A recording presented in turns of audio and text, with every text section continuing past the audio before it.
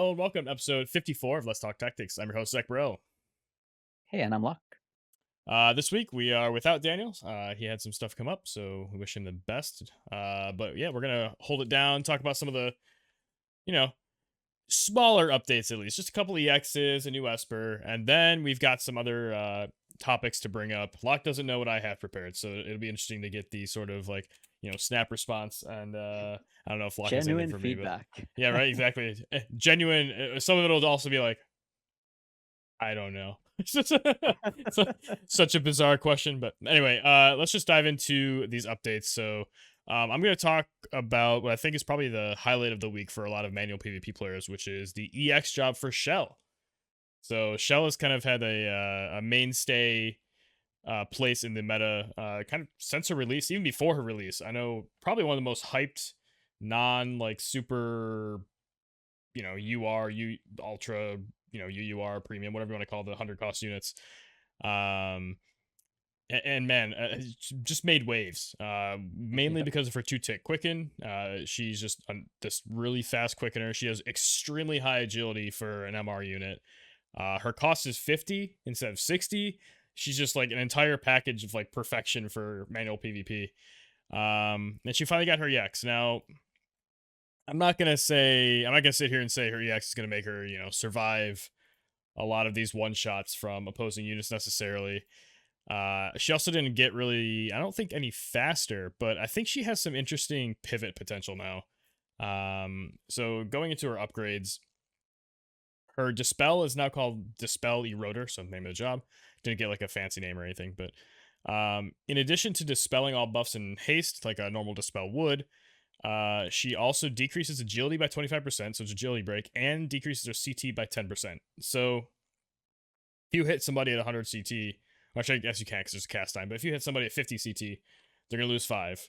So it does get worse the lower they were in CT in the first place. But that agility break, coupled with removing haste and bringing the CT down, is just there's nothing you're going to do to speed up for at least a turn cycle because you have to get back to applying buffs or whatever. Like it is such a backbreaking ability, and actually, sorry, that's a future ability. I was gonna say it got more range, but that's something else coming up. The next ability is the one I was about to talk about, which is Imperil upgrade. It's basically the same, except it switches to applying the Imperil before the hit. So she can finally help with evade units, because a lot of times you just can't hit evade units, so you might gamble on an Imperil. But now you could do this to set up something like a sharpshoot from either Curry or some other sure hit. I mean, ice units have a lot of sure hit built in somewhere. And also the additional range really helps her because I don't know if Locke you've ever done this, but uh trying to imperil with Chel sometimes and getting those angles is absolutely miserable. The 3+1 range just it feels so much smaller than a 4+1, and I'm actually really excited for that particular change here. Have you experienced that much? Have you ever had Chel have to go on the killing mode? No, she just sits in the back quick and haste and then dies. So That's fair. But I've I actually think won a yeah, match before with her like killing somebody, so nice. she's Well, been I've on that. lost a match with somebody imperiling me with Shell. So I mean, I can see the use. But I think I've used it like maybe 2 or 3 times, like since I started playing her Imperil in Mhm. live PvP. So it's a limited use. But I mean, now that one extra range, I think that there'll be a lot more use because you can actually like hit more Right. often. Yeah, it's just one of those things like a 3+1. I don't know if it's just of how people play, like habitually or something, but it is just such a big difference. Really curious to see if that feels better. Not that I'm going to be using Imperil all the time on her. It's typically when she runs out of her quickens and it's like, all right, well, how do I extract more value out of this unit while they're still alive? Generally, it's using Imperil to try to set up because I play a lot of ice units. Actually, I guess it's all elements, so it doesn't really matter what team she's on. But that gets into her last ability, which is her Job 25 skill called Eroding Ice. So it's a range 4 with a range height of 2, which is we like to see. A 185 base mod. However, if the target has at least one of the elemental resistance downs, after getting hit by an Imperil, it gets plus 60%. So it goes up to a 245. Now, Shell's not particularly offensive usually, but like with these updates, and she gets a magic node on her board as well. She's at 501. Uh, so if you have the right espers and setup on her, she can actually dish out some damage here. And if you now, this is something I said. I don't know how often this will come up, but if you're playing like a double quicken team, first turn cycle, you do your double quicken stuff, goes across. If you can set up and you have a slower quickener, where you can go target her and they're on the same time tick, she can imperil and set herself up to eroding ice potentially, which is kind of cool. It's not instant though, so you do have to wait for both cast times. But again, she's going to cast all of these in 2 ticks, so there's a chance you can do it before they ever take a turn, or you just pair her with a different unit that can do any sort of ice imperil. I guess it doesn't matter, any kind of imperil. So I kind of want to see how much damage eroding ice is going to do if you can actually set that up. How do you feel about these updates for her? I mean, I think it's good because like if you mess with a quicken stuff, I think it'll become like either too powerful or too niche, right? Like she's at like a good speed right now that I can still like set other people up to do the double clicking combo. Imagine if her quicken had like no cast time. It's actually hard to set stuff up, right? I Hmm. mean, it'll be a different kind of play, but like the way Right. you play right now, we would need somebody else like Shell to actually pair with her and actually do that double quicken if they had like zero cast time. So I'm kind of glad they went a different direction. But I think it's good because it does give you value for other things. Like I really like um the dispel upgrade with I think it would have been like really interesting if they gave her like decreased agility and like a slow, you know, like Oh, okay, double. yeah. Yeah, I think that would have been really cool. But I mean, they went this way, and maybe that would have been too powerful. I don't know, but yeah, no, I really like it because it gives you like a lot different value. And also, I remember the reason why I actually don't use Imperil because whenever you shell, I have like 2 Hermes Sandal and some other agility item on her because I want her really, really quick. So whenever I tried using Oh, Imperil, you she have had just like no weapon. 2% chance. Yeah, she had no weapon and she had like 2% chance to hit, right? So that's why. But now I can actually use, even with the same setup, I can actually use it because the elemental resistance will still go down by Hmm. whatever, right?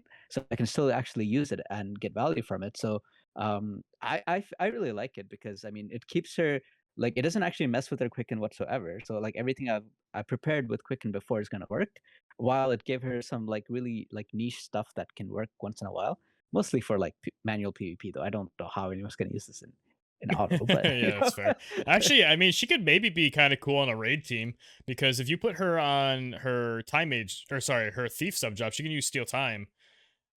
Yeah, So that's true. you could do steal time to bring it down, and then if your other team, typically on a PVE raid team or a PVE or raid team, you're gonna have some kind of elemental chain stacking or something. She could just Mhm. end the chain with a gigantic eroding ice nuke after her steal times are gone. I mean, she can just jump in there. I don't know.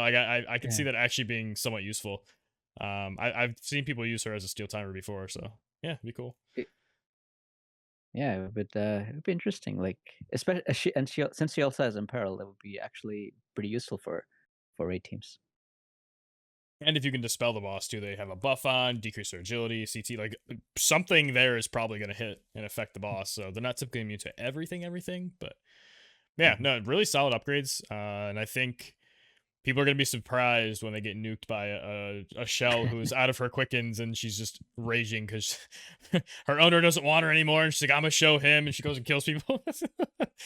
Yeah. This reminds me of when my 99 Garvel got like one shot by 120 Phoebe for the first time, and I was like, "What just happened?" So, this is going to be a similar kind of moment. Yeah. But for the other 2 units this week, another all star, Kilfei. Do you want to talk about her a little bit? Sure. I If mean, not, I I haven't can run really. down. Yeah, you can run down because I haven't really looked at this EX upgrades. So What we about can. Titus? Because he's the next one coming up. I will take a look at it now. All right. All right. So Kilfei gets kind of what we're gonna call the sort of modern upgrade, which is an addition of Spirit Penetration 40 to one of her passives. So her magic up passive from her staff main job. Yeah, it does 30% magic as normal plus 40 spirit pen. So again, bringing her to the new age, so to speak. So I imagine now a lot of people default to that one with his, which is now called Oathkeeper's Conviction, along with defense level up. But Providence of Lightning will swap in and out depending on what sort of teams you're facing. But especially nowadays with like Elena and Jaden being big units, like I could imagine Providence not having that much value because they're not magic attackers.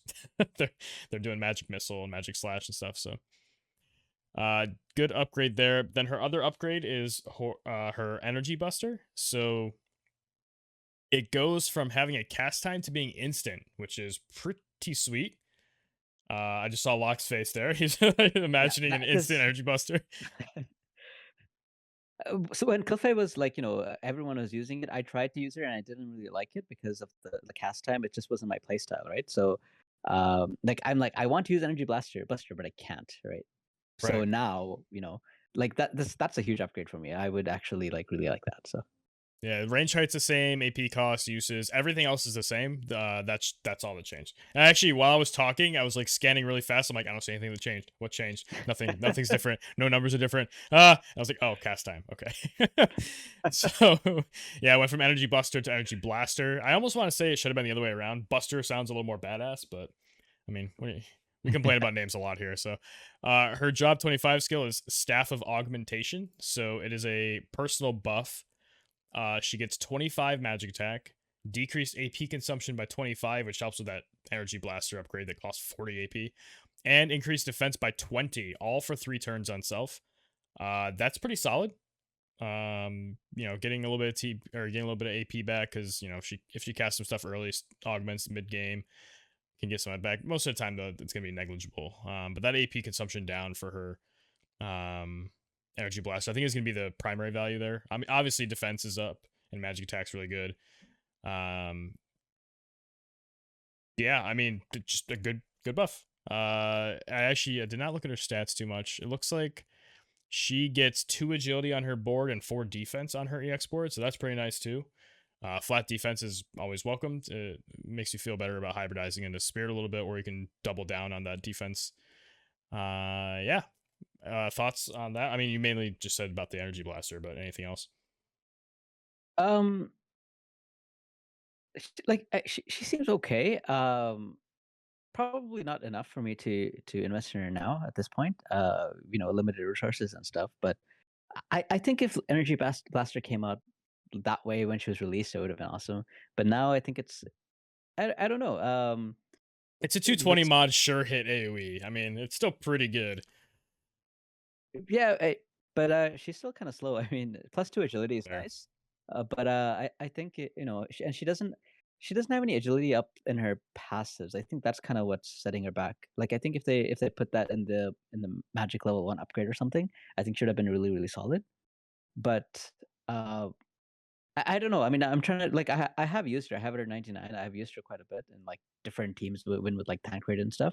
And I found her to be like too slow for my liking. And then on top of the slow was the cast time. Now the energy buster is it's they've negated the cast time, so that's like one problem solved. So I don't know if it's enough for the uh to fix it, to bring her up to speed. I'm not sure, to be honest. I wonder if the like now with Bahamut out, giving her a lot more agility. I guess maybe with Shiva back then though would have still been 18, but if there's enough other ways to give her some agility that maybe she's really good, you could like put the little robot on her and give her like Yuna's clothing or something to kind of have the protect shell, heal, sort of agility, single target resist. That I don't know. Yeah, I think she's kind of just been, I think she's been outclassed just because there's like so much defense penetration and also like armor breaks, and at the not armor breaks, shield breaks. And at the time, that was what made Killfay, right? Because like she was like this really bulky unit that was like really hard to kill, and if she gets close to you, she will one shot you. But Mm-hmm. now she'll probably die on the way there. Even with That's fair. like her increased defense buff from her job level 125. That's what I think. I mean, I'm sure there's ways to use her, but uh, I like guess it's whatever more I'm of what gonna she do was to already her, doing. yeah. Yeah. So. mm, Okay. So Ti Tiitis. Yeah, test. The dark. I hate how he has 2 Y's in his name. It's so awkward. Right. But all right, you want to take us through that one? Sure, yeah. So I actually want to start with his resistances. I mean, it didn't change, but just notice that he has 10% piercing resist and 20% missile resist. And then he's kind of seemed to be built to take advantage of that. So for his first EX upgrade increases his pierce resistance. It tacks onto his Holy Knight protection to give him, Holy Knight's Bastion, which increases pierce resistance by 10 and missile resistance by 10. He also has Undying Protection as another support skill as well, which has 15% missile resistance. So and then if you scroll down like way way down, his Saintly Wall has been upgraded to give him 20% pierce resistance as well. So this is what I mean. Like he has a lot of places where you can give him a lot of missile resistance and pierce resistance. So I think he's supposed to be built that way as an anti pierce missile unit. It would have been really cool, I think, if they also gave him what's it called? Like that job that gives you 25% pierce and missile resist. Yeah, Nightblade, he yeah. came out I think before that even existed. Yeah. yeah, like if they gave him like that buff as his job level 120 skill or something, I think it would have been really solid. So I think that's a missed opportunity. But still like this is still pretty high numbers. I think it's like at least 50% just in his passives and his buff, Hmm. which is still pretty nice. Um so Saintly Wall, the upgrade also gives him 12 hate as well, and it's 2 cast. I mean, it didn't change from before the cast times. So this is good for like PV, sorry, for auto battles. A lot of people like hate hate as a passive skill. Sorry, not as an active buff. It's much faster than using Taunting Blade on a sub. So that's Yeah. a nice addition for auto PvP. His paralyzing slash, to be honest, I don't really like it. The reason I don't like it is because I mean, I think paralyze is a good status effect because it's people don't typically build for it. So if you have that in your kit somewhere, I think it's really nice. But the only other status effect he has is Blade Bash, which gives you stun. Both of those are kind of uncommon. But to really have a good chance to use that, you want to bring up your Faith to 97. He doesn't like if you look at his status resistance for status alignment element. How do you say it? Ailment. Element. Status element. I mean, it's kind of lackluster, right? Like no charm, no stop, no disable resist. So he's probably going to be getting all kinds of status effects inflicted on him, and also he's kind of built more The towards casual minus 25 to blind too. Like, why not just make it worse? right. And also, like, if you just take a look at his kit, he is more bulky against physical damage, not magical damage. So having a minus 97 faith can also make him take a lot more damage, which he's really not built to take. So even though he's a paladin, I mean, if you go as a paladin sub as well, and have a new sentinel, he has 45 spirit. Sure, it might help a little, I guess, but otherwise, he doesn't really have anything that decreases his magic resistance. And he has minus 20% resistance to magic damage as well. So he might even be like one shot And minus uh, 25 to to slash. slash. Like, what the heck, dude? Right. He is super So niche for sure. yeah, he's like very specifically built for Pierce and Missile. Is there use in manual PvP? Maybe on some maps, but I think slash is just too common to really use him. Um, so I mean, I think that's unfortunate. Yeah. Unless like there's like some meta shift where just slash is just no longer around because everyone has like 100% slash resist or something. Otherwise, I think it's going to be kind of hard to use him in manual PvP. In auto PvP, he might work because you can pick your opponents, you can find somebody using 3 rangers and attack them in arena. But in manual PvP, especially in CM, it's going to be a little bit more difficult to use him. So overall, I think his upgrades are are okay. Like it really pushes him in the direction of what he's designed to do.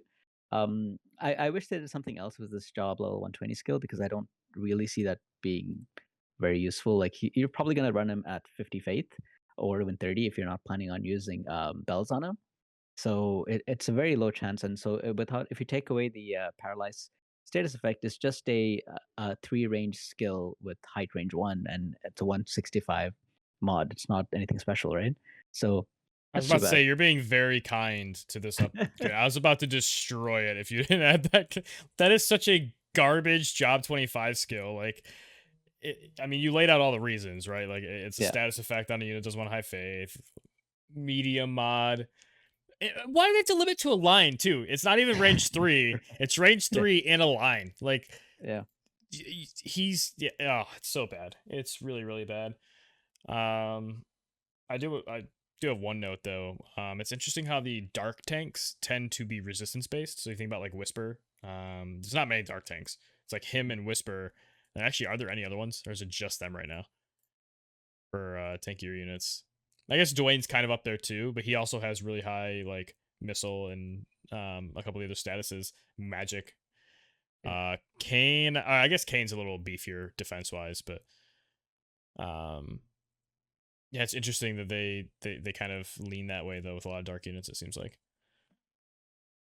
Um, yeah. Sorry. Any other things with him? I No, mean, that's it.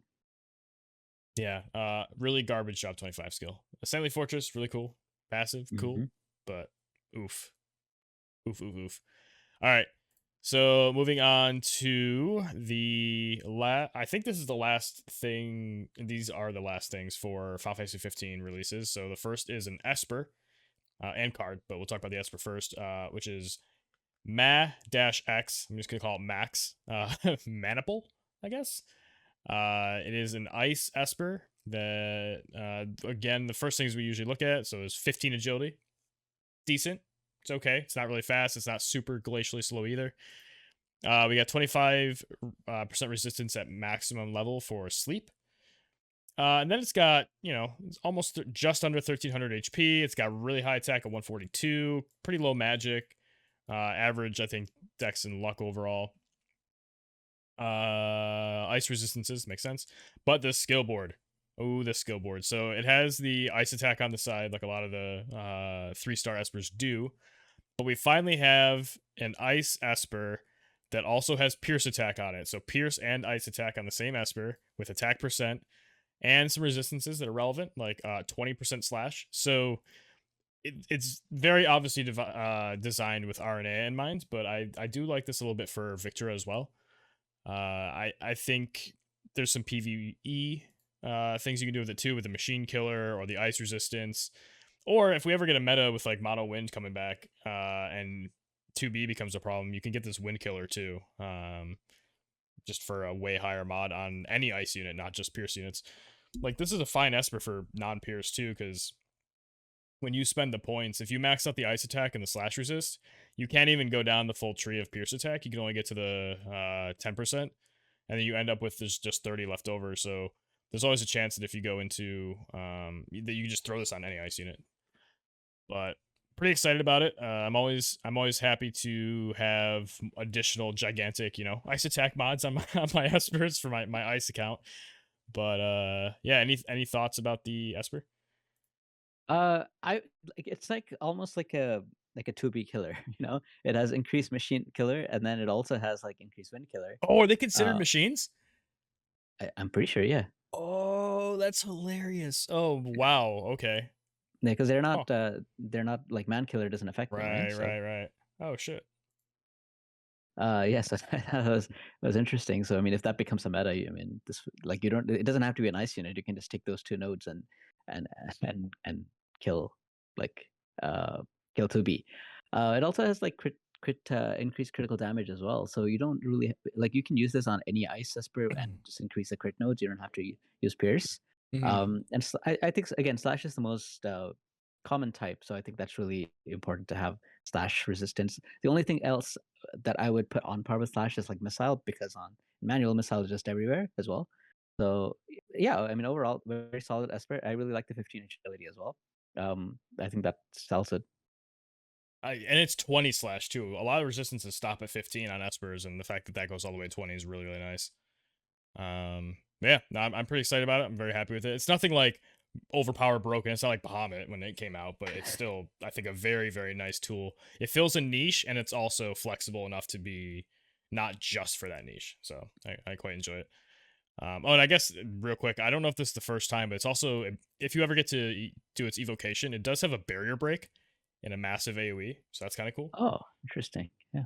So it breaks barriers, 200 mod, obviously 100% hit chance, like a lot of these URs or most of these URs, and then the whole normal, ice resistance down, massive attack and magic buffer, a bunch of the clock. Yeah, really cool overall. And talking about the card, the HP 325, decent. 155 attack, decent. Forward defense, always cool to see defense, spirit, agility, all these other stats. Then it's all ice from there, and it got a global upgrade. So these are, it just has 4 bestowed buffs instead of 2. Nothing specific to RNA. And those are 5% attack, 5%, sorry, 10% attack, 10% missile resistance, 10 ice attack, and 10% HP. So just a bunch of 10s down the line. Good spread. Then the party effects, we finally have we'll call it mono ice, AoE resist 20, as well as a secondary pierce of 18. And then when you max it, you get critical rate 25. The crit's nice. There's a fair number of ice units that do, like, I mean, it's good for Barrett. And I think Curry's dex is decent, being a ranger, but mainly it's that AoE resist that I'm kind of looking at there. And then it's nice to have the pierce if you're using RNA or Victor or whoever else. But yeah, overall solid card. Again, I wouldn't call it a mandatory pull or max, even with an account like mine. But I do think I won't be sad to have it for sure. Do you have any particular applications that you see for this, or is it just a good card?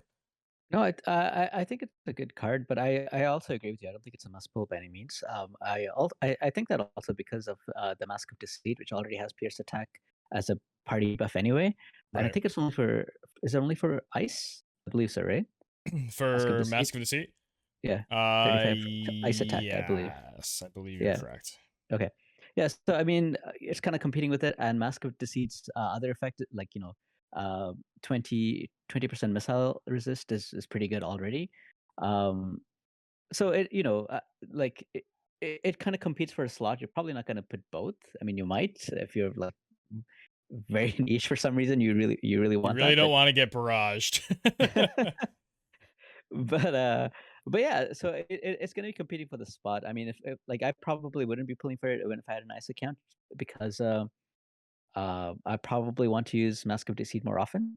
But still, like I mean, obviously this is going to give you much more damage output than just Mask of Deceit because of the additional bestowed effects.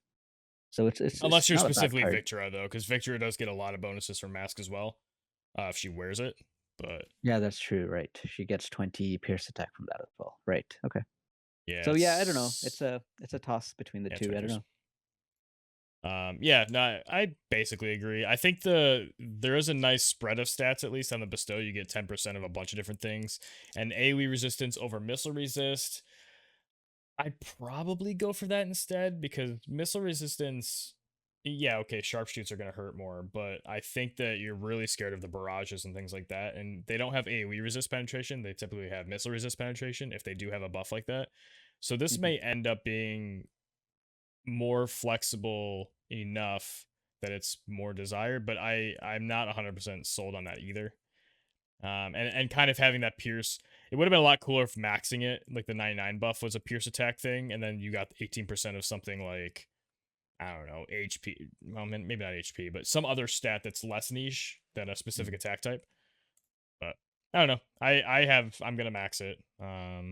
I just like having all my ice options available, and who knows, maybe there'll be something I don't think of, or something to optimize in the future. But Yeah, and I think that's that. Like, I'm also not thinking that way because I mean, I typically don't run mono element parties most of the time anyway, right? So I'll probably prefer the missile resistance for everyone instead of the ice resist just for that's ice. fair. Yeah. So yeah, yeah. All right, and then I want to talk about Prompto's wristband. I think it's great. Get like two or three of those. Uh, I don't spend as much time farming anymore, so it's going to be a bit of a headache for me to actually get this thing. But I think it's nice because it's plus 15 physical attack on any physical attack. So that's great. Hold on, let me read this. So increase human killer 15 when attacking with physical attacks for self. So yeah, that's basically like a 15 mod for PvP content, unless you are fighting against 9S or 2B or something. But everywhere else it increased by 15. Like I think this is definitely very good. um, how often I would use this though, I'm not sure because it would compete for a spot with something like the marshmallow miniature, right, which gives you a lot more accuracy, which I would usually prefer unless whatever unit I'm putting this on has guaranteed hits. And so it's not always I'm gonna always be using this, but it's definitely good enough that I would probably want to have two of them. Yeah, and I would Yeah. probably go for the barrier version because crit 12 is not great, and vital is never really great. So We love our crit and accuracies being below like 15 or 20, don't we? Oh my goodness, yeah. The other two versions are really bad. There's better vital accessories if that's what you're into. And honestly, like that 16 spirit is more often going to help give you that 110 HP you're getting from vital anyway. So, yeah, just build barriers, please. I mean, feel free to show me a crazy tuned build that would prefer to have the other versions, but I challenge you, I guess. I don't know. Build barrier. yeah. Yeah, 15 mod on accessory. It's pretty cool though. I don't think we have a lot of. I mean, we have like the soul of Thamasa that gives like penetrations, but I don't think we really have anything that gives a direct modifier like that. So it's nice that all jobs can use it too. It's a little funny because things like black mages can wear the human killer when attacking with physicals, but who knows? Maybe there's a sub job that it comes in clutch for, or your Right. Mish with your snipe dagger or something. I don't know. But yeah, definitely a good piece of gear. Yeah, I think it's depending on if what like if you're doing like a hyper carry unit of some kind, and if that unit can typically handle everything, like if it has barrier breaks, if it has guaranteed hit and everything. So basically, you Mm-hmm. just want as much damage as you can, right? Because you already have all the tools in that kit. So this would be the perfect accessory for that unit So because you're you're saying it shouldn't be increasing. called Promptos; it should be called Noctis's wristband. I guess. But all right, news is done. Podcast's over. No, I'm just kidding. All right, so we have some other stuff to go into.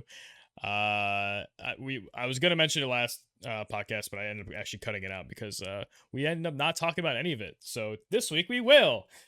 Just we I mentioned it. Okay, I can't say I mentioned it because I did, but I cut it out. So I'll say it now. I kind of want to go back to doing things that aren't just news. I think we got into a sort of a comfort zone with that, where it was easy to plan because War of the Visions Calc did it for us. But I want to kind of bring some thoughtful topics each week, not just doing this. And also, if we stay consistent, it'll help with that because we won't have so much to catch up on every week. So the first thing, which I guess kind of already got brought up this cast a little bit, but and you're the person to talk to, mono teams versus mixed teams. What are your thoughts and why? I know it's super broad, Mhm. but I've been having a few thoughts recently. I want to see if maybe they're going to kind of converge into what you have already thought of, since you do use a lot of mixed teams. So I mean, I think it's fair to not really talk about dark or light when you're talking about mono versus mix because like it's like cheating, they have no weakness. But if I look at any other mono team, so for CM, like I'm kind of scared to bring mono teams because you really want to build a streak when you approach CM, right? So if I bring anything else besides like mono dark or light, they have uh and there are enough players out there that also build mono teams, and you can just be paired up with the wrong element. And although you can still win, it's so much harder, right? So for me, I really like the flexibility in just offsetting your weakness. Like I built teams where it's like one is like a wind unit, and then somebody else is like a fire unit to offset the wind's weakness, and then the last unit is a lightning unit to offset the fire weakness, and then the three of them actually It work well goes in a together. cycle, yeah. Yeah, so that's worked well for me because I mean, especially when I get paired against somebody that can do a lot of damage, I try to kill them with the offsetting element, and that's worked quite well. Um, I think mono element teams are typically stronger stat for stat because obviously you have a lot more. You typically are using cards that are built for those mono teams, and they have extra effects all around, and that the level 99 extra uh, element effect. So typically, I think they're stronger, but they're offset by the weakness of you know whatever element they're weak to, and you don't really have any counters. There isn't anything like this unit is weak to wind, except for this one specific unit that's strong to wind. You don't have that, right? If they do it, I think that would be really interesting. And they're offset by instead whatever they're usually strong to or something. I think that would be really cool. Might break the balance a bit, but um, you know, And I prefer to just have a more well-rounded, team like that than something with an obvious weakness. So that's why I usually run non like mixed teams. I've run kind of mono teams uh before, but I would have a quickener that's not of the same element. Yeah, Something like Chel, Nivlu, Frederica, or something. Yeah. something like that. Yeah.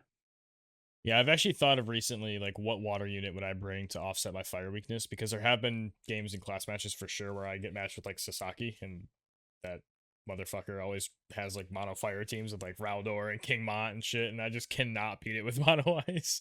They're so bulky and they still do a lot of damage. So I think it's like it's different if they are a unit like, say, I mean, 2B does a lot of damage and she can kind of build, she can make herself a little bruisier, but I have beaten mono wind teams with mono earth teams just because you have there's outplay potential, and also there's no real like super tanks in wind. So generally, as long as you're doing damage, you're progressing towards being able to kill them. But if I'm mono ice and I'm against a King Mont, like that, oof, that's a tall mountain to climb because that's a lot of HP. He still dishes out damage and it's really hard to deal with. So I think it may depend slightly on which element, but Imagine um water. yeah, water dealing with, yeah, it's, yeah, nope. You mean being fire trying to, or wait, which way do you mean? Yeah, being water trying to beat lightning is just you Oh yeah, can't. yeah. Especially if they have like Charlotte, it's like, yeah, good luck killing that. Like that's never happening. Yeah, they'll fatigue you out before they might just kill you with Charlotte, honestly. Yeah, I thought like which water unit would I bring to kind of offset my weakness there, and my first thought is probably like Titus. I'm gonna call him Titus now. I know it's like supposed to be Titus or whatever. It's fucking Titus. So it could be Titus. It could be maybe like a farm. Actually, might not be horrible. Aerith isn't so offensive. She's a lot more supporty. But if you have her built in the way, which would be hard again with Ice Team VCs, it, it's definitely not simple to just put one unit on a team to mix that up. And I think but if you could crack that code, it might be really useful. But I started thinking about that, and like if I were to put, so let's use an example of say Titus on my team, how would my vision cards look? And I think that a lot of because of the elemental bonuses on vision cards, you could almost get away with doing like a direct split where each vision card is for the units that it's equipped to, Mhm. and not care as much about the other units because each one has more stats bestowed. There's usually 1 to 3 extra depending on the card. The party ability, you're getting at least the max ability that you can match with your element, but also there's usually a sub ability. It's a little weaker, like the Pierce on the max thing, the max mana pool. So you're getting more stats than one card, than one not mono card. Yeah. Not the same magnitude of like 3, but still pretty good. And if you have 3 units like that, the average power is still pretty high. So I wonder if you could just do completely let's say selfish cards. So like Titus has his, I think I've seen this before actually. Titus has his card, like 2B has her card, and then just pick your other unit. Dwayne has Irresistible Darkness or something, and they're all mono. Actually, Irresistible Mono, it's not. It's not, no. No, it's not. All right, bad example. Let's find another mono card. You are Zazan with his like one of his Earth cards. He has so many that are good on him, but there's the one that has his name on it. Might just be fine, and you can really specialize those units to do quote unquote their job. What are your thoughts on that general kind of theory? Which sounds like you kind of have gone through that, but Yeah, I agree. The only thing is, like, I mean, I typically don't bring like 3 damage dealers like that, right? sure, sure. Because I would want to bring one unit that's a support. And actually, I remember we had this discussion like I think 2 or 3 podcasts ago about that Earth card with the agility. Remember? I forgot the name of it now, but then there was an Earth card with the agility for Earth units, and I didn't invest in it. And you guys were Allothacris like, or whatever. yeah, yeah. You guys are like, yeah, this is no, not Alphacres. The one before that, the limited one, I think. Oh, the Halloween one. Yeah, yeah, yeah. Yeah, yeah. Actually, it doesn't say limited on the calc, so I don't actually know if it is limited or not. But we'll see. Halloween monsters. It says Yeah, limited. No, yeah, it's really weird. It's got to be right. it has to. Yeah. Hmm. But yeah. So I would almost always want to bring some kind of support. Like if it's not like a If it's not a quickener, it would probably be something else that does something. And I would always want agility with that unit. And typically, that unit is off element to whatever the other units are. Even if it's like the other two are Earth or something, this will always be something else. And so I can't like this will probably never be the same element as the others. So like a mono element agility card, I would probably never use it. Like it'll be extremely hard unless I'm using an Earth quickener or something, which I don't think there is, right? So it's gonna be really hard. Is uh, there a I believe there might be. Let me double check. right? How dare you forget? Hold on, let me double check. It might have stopped instead.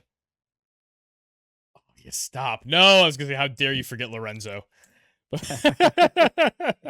But no, I don't think there is an Earth unit with Quicken. Yeah. So like it's hard for me to build.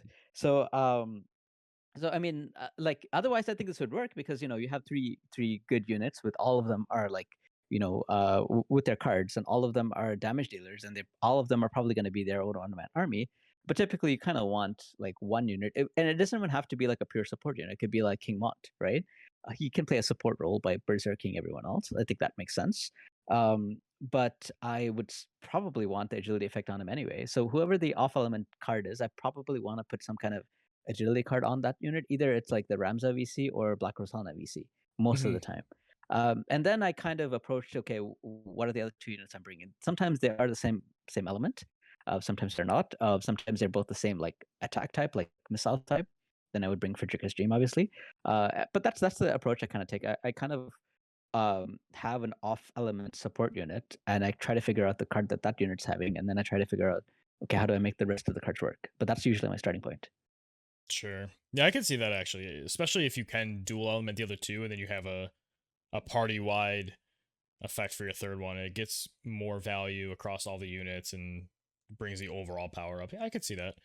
And something like Frederica's Dream makes sense as well. It is interesting because you can do that. There's a lot more mono element cards now, I think, or ones that at least incentivize mono element. So if you could do that 2-1 split and then have the third unit just have one of the older age cards that do affect everybody, yeah, I could see that. Interesting. So yeah, that's the first thing I want to talk about, just because I think it's interesting to think about team compositions because it seems like one or the other. It's like I'm either going on like this attack type and I want like attack percent, attack type, and agility or something, or it's mono and you can just put on all the effects that you want in the world and feel good about it. So it's interesting to hear the other kind of potentials. Yeah, But or beyond I that, have oh sorry. sorry, or I have like a one main carry and then a second unit that's like a Corwell, right? Like because like so I had Jaden and Corwell, and then I forgot what the third unit was, but whatever Jaden's weaknesses were, which was typically like evade or something. I mean, he has one guaranteed hit, but that's hard to get off. So I had Corwell to help with that, and I would help, and he would help with like chaining, and he would help with uh, adding accuracy, removing the evade buff. So I actually used the mono element. I think I used Bahamut on Jaden because he was still the main carry, and the other two were like kind of support units. But I used Frederica's Dream on Crowell so to increase the carry's attack. It's like I can also build that way as well. Yeah. Yeah, makes sense. So the next two are less sort of meta based here. There was another release this week that I forgot about. I don't even know the name of the mode because I hate it so much. But what is that? Like drafting or what's where you have 6 units and you match up with an opponent with 6 units? That was released this week. I Wasn't it? didn't play it. Is it? I don't know. I haven't I played it. thought If it is. I thought it came out this week and they were just talking about shit, or is it just coming out soon? I thought it was this week. Or I thought it was today. Well, if it is, then I haven't played it yet, so I don't know. I Oh can't shit. help but discover. Oh, do you know what the name is of it? No, Oh I can look fuck! it All up right, though. I was really hoping you know the name of it. Yeah, I guess if it's on your phone. Anyway, all I was gonna say is that they added this mode to the game, or they're going to add a mode where you pick 6 units, you make builds for all of them, you VCs, gear, all of it, which makes it sound like you can't repeat, which is interesting. And then repeat for equipment. I mean, so you only have like one ice spear and you want to use RNA and Victra. Good luck. But you match up with another player, and then you pick based on their team. You pick 3 of your units, and they pick 3. You don't get to see which ones, and then you fight. But the problem is it's auto. So they add this, and it's almost the way it was released and the way it's kind of marketed. It almost feels like it's replacing class match for now. Whether that's moving towards the future. I don't think JP had this for long, but I do remember them having it. So I was hoping it'd be like this cool manual thing where you can kind of see your opponents, pick your team based on it, and then it's almost like a little drafting thing, and you have to strategically build your team, and then you get to play. But it's another arena with more potential unknowns in the roster. It's such a missed opportunity for manual content. Like, put the same thing and take the auto button off. I don't understand what's so hard about it. And you could even add a random map queue. Like, you random map, you got your team of 6. Different units are strong on different maps. Different units are strong against those opponents. You got a minute and a half or something to think about what team you want to use and go. Like, would have been so cool, but it's got to be Arena 2.0. And it's so frustrating. Did you find the name of it yet? No, I don't even see it. Like I don't even know how to get into it. It's So like I'm trying to read the notices now because I it's don't like think it was. Picker or something, or let me Uh, find it. Let me find it. I was really banking on you knowing the name of it though. God damn it. Yeah, I can't find it on here. Let's go to, I know the PvP thing. They're talking about it in the class match chat because people similar thoughts, which is it feels like it's like replacing class match for this month cycle. It just says pickup. So I think okay. it might be called pickup mode or pickup match. Yeah.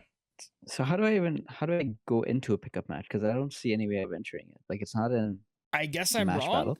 I don't know. I feel like I thought it was coming out this week though, because those were all like incoming releases, and then there's a separate section for future updates. And normally that means like this is the next patch, and here's. I mean, I Okay. can get mine on too while we chat, but yeah, I was just gonna get your thoughts on it. But I guess if you haven't really thought about it too much, then that's Well, fine.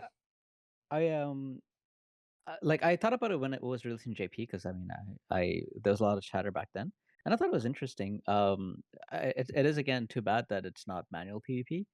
And if it replaces CM, that's obviously like a huge blow for us because like I think manual PvP is really the only thing that makes me continue playing the game. Otherwise, it's kind of boring to be honest. It's getting to that phase where it's without manual PvP. It's just like a sightseeing game, you know, and Yeah, it's kind of boring for me. Yeah, it's cool to watch these units that I enjoy that I like maybe that like units that I've known from before in other places like Final Fantasy titles or something. But it's not enough to just watch it for me anyway. Like I want to have some control over it, and just setting up is not enough control for me to actually enjoy playing it like that. So, but anyway, I think the idea is nice, and I think it gives the opportunity to run more of these mono element teams, knowing that you are more likely to not be fighting against your exact opposite. Like you have some room to uh, you can put in a couple of these units that are off element that are the exact um, that are the strength to your element's weakness or something, and then maybe you can like scare them to thinking, oh, they're going to use fire and you're using ice or something. So I think it's really cool. Um, if it was a manual, it would have been like the icing on the cake. It would have been really really great. But if not, I right, mean, right. it's okay. It's better than arena, I guess. And it gives more opportunities to run mono and element teams, but it's not manual, so Yeah, it looks like probably it's get not bored of out its fact. yet, but I don't see when it's gonna release because we're holding all play all league. It's not clear because it was in the front line. And Oh, yeah, okay, so that's normally in that probably additional improved features, it's good. But oh yeah, because I guess there's no tower either. Hmm, strange and annoying. All right, whatever. Well, it's not out yet, so more time to consider not playing it. So anyway, yeah, please, Gumi, just give us something like that for manual. Like, there's so many yeah, that'd be things, awesome. but whatever. That's actually how we've done tournaments before too, where except it's a little different, where you picked your opponent's team basically, where you had 6 units and you band one, pick one, that kind of thing. You go down the process, you end up with this team of 3 that you have to like build vision cards and stuff for, and then fight. So similar vein, missed mark. And then sort of like a prediction to take. So a prediction or a chance to kind of voice like what you want to happen for the winter units this year. So far we have a fire unit, a water unit, another water unit, and an earth unit. The number one thing I want to see for Ice unit? winter is an ice unit.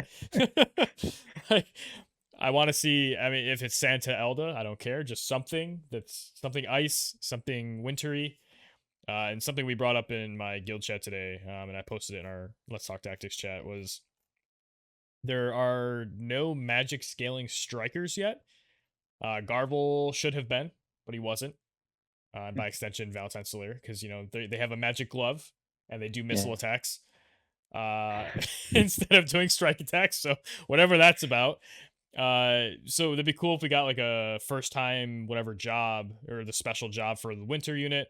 It was ice, and it also was a magic scaling striker, and it would the strike would synergize with Oron, Valric, Arnea, Barrett, all these sub pugilist jobs.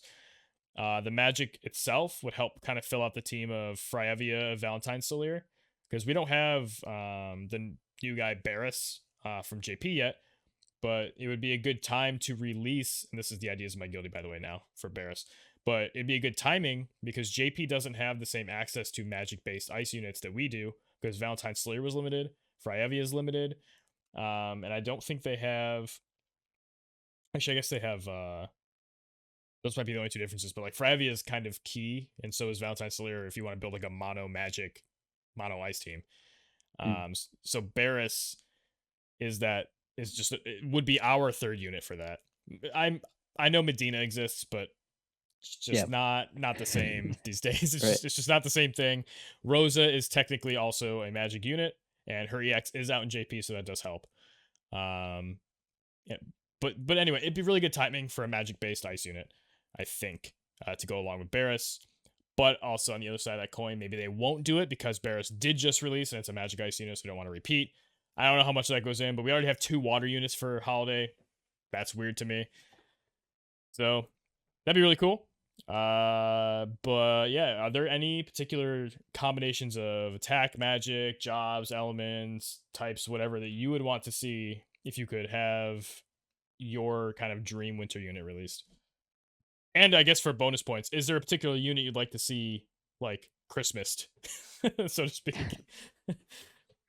I mean, like I really like Niblu, right? And Hmm. I haven't used her for a while because like her EX isn't out yet. Um, so I think it would be like the problem is like like Victra and Winter Victra are like totally different. Like they're the same unit, sure, but they're Right, right. totally different. So it's like if you bring Nivlu and then give her like a I don't know like a Viking like a Viking Nivlu or something, it's gonna be totally different, right? So I don't really. I mean, that's kind of the reason why I don't really care much about the winter units or like other festive units because it's just. But like as like a favorite pick, I mean, yeah, Niblu is still one of my favorites, so I would definitely pick her as just a favorite. But even if they release Niblu, I don't actually know if I would get it anymore because Sure. like it does like they just it's just like like when you were saying they haven't released an ice unit, I'm like for winter, I'm like yeah they did Winter Victor, and then I'm like wait that's a water unit, it's just so dumb, but yeah. So if they release a Niblu, it'll probably be like a wind Viking or something, so I don't really care. Windaloo. Yeah, I think when I was doing predictions, or I guess wishing, prediction wise, I could see like Yerma getting one because she's kind of a forgotten unit a little bit. Hmm. Uh, I don't see anyone talk about or use her basically ever. Um, but ones that I would want, I actually listed Nivlu as one potential that I could see getting something. Other ones like Luel, Ildira, Miranda, all I could see getting those, especially because Ildira has a holiday card that I think has a bestowed effect. Does it have a bestowed effect for her? I think so. I think it I have to check. does. Race to it. Who gets it first? What the heck is the name of that card? I know oh, there we go. Winter Winter Holiday holiday part. Party. No, It does. it does. Yeah, yeah. Yeah. So for Ildira and Summer Elsorel, Hmm. apparently, um, they get a water attack bonus. So I guess that wouldn't help if it was a non-water Eldira for Christmas, but she already has a card. I don't know. I could see Eldira getting something. Miranda, like I said, way back then. Also, I think it'd be funny. Not that I think Christmas would be the time, but some kind of trio of releases for like Whisper, Murmur, and Grace. So for this one, it could be like I don't know, like Santa whisper or something, and then like two elves being murmuring grace or whatever. I don't know, some theme like that. Maybe they're all reindeer, but uh, what would be a combination of jobs and elements if it was independent from character that you would want that would at least get you interested to pull? Now maybe you have a thing you just stop pulling regardless you're saving up, but what would at least tempt you? Uh, Like what are you missing that like you really wish was a tool that you had and it could exist? uh, I don't know. I thought about this. So, why don't you go first? And let me think about it. If you have something already in mind, Ari said magic strike unit. magic structure, right? Okay, then. Uh, I mean, like I really, like I really like missile units, so I really wanted a magic missile unit. I mean, I kind of just got that with Jaden, so I don't really want anything else. I guess that's I fair, mean, yeah. you know, uh, because that's like a unique thing, and I mean, they even made it better. Like the only other thing I could think of just now is like I really want a red mage because of jamming thrust, and tack it onto a missile unit, and I'm like, and then missile unit has no Literally magic, and I'm Jaden. like, literally Jaden, like I'm just describing Jaden, so. Yeah. Like I don't know, because I don't know how else you can make that better. I mean, unless you make it, like, overpowered by giving it, like, ninja sub, Jaden? and Oh, okay. Sorry. he doesn't have he doesn't have ninja sub. But yeah, making it like a But no, he's 4-2, overpowered though, is what I was saying. He's so he insane. is overpowered maybe. But yeah, like, give a nin like a more flexible, like start with 4-2 movement, and then make it like 5-3 Oh ninja, god. and give it like Frederica's range. But at that point, like, you know, like that's just like overpowered, obviously. So I don't know. That's I pretty think nuts. I like playing Rangers. So if you give me like well, what's your favorite thing you would pick? I'm like, well, Rangers, right? But I'm like, if you add more stuff to this without increasing everything else, it's gonna be overpowered. Like I think they're Hmm. at a good spot now, so I can't really ask for anything. Gotcha. So Yeah, I think as a concept, the Magic Striker would be really cool.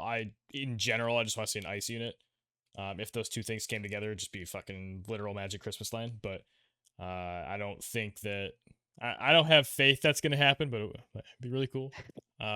Realistically, what could I see happening? I mean, I don't know, man. I'm hoping they don't repeat elements again. And, and really, I can't imagine anything other than an ice unit. Like why they've already been through three other elements and repeated one. Like I don't. We had just had like the summer units are what are they? Water, light. What the heck are the other ones? Also earth and fire. So we're due for something else, whether it be lightning or ice. So yeah, I'd like to see that a lot. Uh, Specifics, I don't know. Characters wise, I would predict something like Kadia. I could see like a snow elf Kadia or something. Let's see. I think Santa Elda is just too easy. Like why does that not exist yet? I don't know. Like he's just you have a big old beard. I was joking around. The holiday weapons could be for the magic fist. Could just be like presents on his hands and just like punch you with it. Or like sock puppet stockings or something. Some sort of over the top ridiculous holiday theme thing. But I don't know. Maybe Nasha also. I mean, she's already ice, so she'd probably be something else. But give an MR a nice upgrade into that. Actually, have they done that for all the holiday and summer units and all that? Are any of them were they not originally URs? they all were, right? Because I don't remember any. Oh, Lilith. Lilith was MR. Yeah. Okay, Some so that's one. Lilith. Okay, I think that's actually the only one though. Mhm. Is it possible to do filter by limited units? Yes. Boom. Oh, Leela also.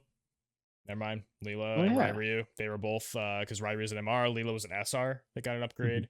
Zazan, but that doesn't really count. That's not a holiday one. Um. Okay, so I guess they've set the precedent that it's possible before. So let's see it again with a really interesting winter unit. But yeah, so we talked about last week having topics. Do you have anything that you can think of that you wanted to bring up last week that we didn't talk about? We talked a little bit about briefly like the kind of material and finances and resource squeeze, but Yeah, I anything mean else? that's actually all I was gonna bring up. Really, I mean, like I played a lot differently now than before. I really wanted Noctis. I really wanted to play with him, right? But like I didn't even buy like the daily dollar because I was like I'm just gonna farm this like really slow. He's still 89. Um, but once I get him to 99, I'm probably gonna get him to 115 really quickly because I have like so many mind spheres. Uh, but yeah, I mean, it's become like a really slow grind for me because I haven't really played much besides like Guild Wars now, and like some farming here and there. But like class match was really the only thing that was like really interesting to me. And so you remove that, then the game is kind of not as fun for me. So why am I why am I spending so many resources on it, right? So that's my rationale, and so that's why I kind of and I think also once I start to go that way, I don't want to like now suddenly put a lot more resources into it. Sure, sure. So I think I think that's a I think I'm probably just gonna keep going this way. Just try to like maximize my resources as much as possible, and try to squeeze every visor out of it. Yeah. Yeah, similar boat. I've been trying not to do too much spending or whatever. I mean, I've had to a little bit because I have gotten a lot of stuff in a row now with RNA and a couple other unexpected things I didn't think I wanted, then I did. But it's nothing like what, the first 9 to 12 months of the game of just kind of like trying to get basically everything, not knowing the deluge of freebies and cheaper things we're going to get in the future. But I imagine there will be some stuff across the like sort of Christmas period and New Year's that they're going to have some crazy deals that, if we're getting these like 90% off Vizio things, like I'll probably spend $10 to get a shit ton of Vizio. Like it's just, I'm going to keep playing, and over time that $10 doesn't, it's whatever. But that's also how they get you though, slippery slope. So you got to be careful. Definitely. But at least the Mog shop helps a lot now with the UR metals and the mind spheres and all of those sources of, I'm not gonna say free because we had to put resources in to get these resources back now, but these bonus sources of shards and things. Yeah, I think like so that's kind of what I do. I mean, in addition to like hard quest farming, I'm doing hard quests for units that are already 99. So I get like 10 of those, what is it called, like Mog metals or something, that I can convert to mind spheres later. Uh, and yeah, and it's built up. Like I have like 1400 now. I haven't really pulled much like in a while. So just doing that like daily, and I'll obviously have all the units in barracks that are also at 99. Uh, and I can also actually I have a ton of like friend medals and guild guild medals as well, which I continuously keep buying like ketone shards, Medina shards, and whatever. And so I'm getting quite a bit. Like I think I get like 50, 60 a day. Uh, so you know, Pretty good. yeah. And then are there any units so you said you're slow building Noctis, but any units that are kind of close to being usable that you have been working on slowly that you're kind of excited to try out, or any ideas you've had recently you want to try out? Yeah, PvPos? Oberon. So I mean, I don't really play arena right now, and I don't know how busy the live arena is, but I'm kind of waiting for class match. I don't even know if I'm going to be using Oberon in the coming class match if it's double quicken for different reasons. But like I'm really excited to use him once he is at 120, and I really want him at 120 because of his guaranteed hit skill, which I think I kind of really need with Oberon. So, but yeah, I stopped buying anything for him. I think I spent like 2K a while back, or maybe 4K on his charts to get him to 99, and then I've just been slow building him, and I think he's probably like maybe 80 or 40 away from 120 mind spheres away. So, uh, yeah, it's been good. It'll probably be there soon. Are you what kind of team are you thinking for him, or is that kind of in the secret pocket? No, it's not secret really. It's just like um Oh, the immortal thing or the unhittable yeah thing? Oh, okay, yeah yeah, yeah yeah. like yeah using that. But I mean, depending on the rule set, like I think I just have like more efficient units for the rule set that was coming up. But I don't. If you're not getting that CM, then I might end up using him anyway. But yeah, I really wanted to take advantage of the untargetable quicken with or the untargetable jump with that. Um, and I can actually use like two quickeners with him too, because he also has earth resist down on one of his skills, right? So I can use like quicken, or I can use that skill and then quicken and then do the jump, and it'll probably kill them. So and they can't avoid it, right? Like people have been talking about, oh, if you don't level that skill, you probably can't one shot anyone. But with a minus, I think it's a 25%, right? Minus 25% earth resist down, you're probably gonna one shot a lot of You mean like pierce resist down? the, Oh no, the you're pierce saying, resist. oh, never mind. There's a 30% earth resist down, and there's a 25% pierce resist down.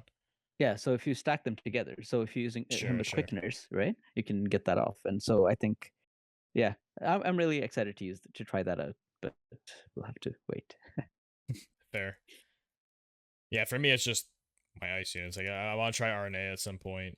I do want to put Chel out there with her newfound powers and see what can happen with that. It kind of now fits in that team I've been wanting to do, which is triple quicken. Like, all three members can quicken, and you Mm. adapt who gets the first quicken combo based on what you're playing against. So this would be a team where you want to probably be a cross element, be something like Chel. Honestly, Nivlu's fine. Like, she does decent damage even as a 99, so I could still see using Mhm. her. And then maybe someone like, maybe not Aerith, but who's it? Gilgamesh. That's another ice. I was trying not to do ice again, Oh, but okay. yeah, realistically, Shao Gilgamesh Nivlu would be my go-to Yeah. there. Because I guess with the imperils and the slash down, they can kind of account for. Can Nivlu take out King Mont? I'm just thinking of, like, if I come against a modifier, is it just gonna be basically the same thing? So I have no major killers. For he's just such a problem for my account, man. It's really Well, so bad. instead of Nivlu, you can use Aerith, and that can help against King Mon, Yeah, I maybe. guess Ray of Judgment, yeah. Takes his AP. It's pretty cool. If you ever hit that immobilize too, that's gotta feel really bad. It's a- oh, her. Wait, She also has some that's a resistance to linear? Berserk, I think. Ray of Judgment, yeah, it is. Oh, I was thinking Sorcerer's Storm. I'm like, I thought it was a giant AoE. Okay, that's on her sub job. You get that, but you'd be on Time Mage. I guess you could do Comet, but then you're not getting the water bonus. You're still elemental advantage, I guess. You said Berserk. She has a resist too. Oh, she does. Yeah, Berserk and immobilize. A little bit of Doom, which is kind of funny. But it would help against King Mon because he can't really uh Berserker, right? Like reliably. Right. So Yeah, and then I mean, not that they would really survive too long, but does was Gilgamesh have her resistances? Doom and stop. All right. Well, not exactly what I want to see, and I don't think Shell would ever live a King mod, but I mean, I forget what her resists are, so you don't really have to worry about them typically. Oh, she's negative to charm. Oh god. And then she resists. Are you ready? All right. If you haven't looked, can you give me the 250s and the 10? You don't have to tell me which one's which, but damn what it. are her three Okay. resists? Probably be like uh poison, blind, and silent or something. Worse. Okay. Or more limited, I would say. She has All right. 50% to paralyze, 50% to toad, Right. and 10% to doom. Like, come on. It's like, oh my goodness. I guess she's good against Titus, right? Yeah, these are not great resist. All right, so anyway, yeah, Aerith is the only one of the four that resist Berserk, but yeah, I could see using her, but have you, because you have your second account, right? That's very like Aerith I gave up on that. team. I gave Oh, up. you don't play it anymore? Yeah. Oh, No, why? I stopped. It was just too much to keep up with. Like, I mean, I still have to do a lot of farming there, right? Like, because I'm missing all this equipment, and then I'm just like, this is just too much time. It's not worth the effort just for CM, which is not even happening. So, you know. Fair. When you did use them though, how often when Aerith went offensive was it like reasonable output? No, it wasn't very offensive because I'm missing vision cards. So I only have like she doesn't really have the setup to do any damage because she had like I don't even remember what, but she had I think I had like 3 lightning cards. So, she's not gonna do any damage. Fair. Um yeah. Yeah, because yeah, Rave Judgment is a 185 mod, decreases AP, which is pretty cool. Height range of 2's not bad. It's linear, which kind of sucks, and does have a cast time. She has like, yeah, she has speed cast, but does she have anything else that gives her casting? No, so she's a slower quickener. She's a 3 tick. So you have a 3 tick. I guess you have 2 3s and a 2. So it'd be easy to do double quicken on turn cycle 1 if you were. Oh yeah, could figure it out. Maybe I'll mess around with it because I have the shards to max Aerith. I just haven't put the resources into her yet. I don't think. I've been it's been rough going trying to get all this stuff to max across elements, but yeah. Any other last thoughts before we wrap up for today? Uh, no, that's it. I mean, hope Sam comes around soon, but we'll see. Yeah, for real. But yeah, anyone leave down comments below anything you want to see from the winter units. I know they're coming up soon, so if you want to get your hot takes or your, you know, sagely or your not sagely oracle like guesses, see in the future, get them in soon. And yeah, otherwise, I've been Zach Burrell, And I've been luck. and we'll see you next time.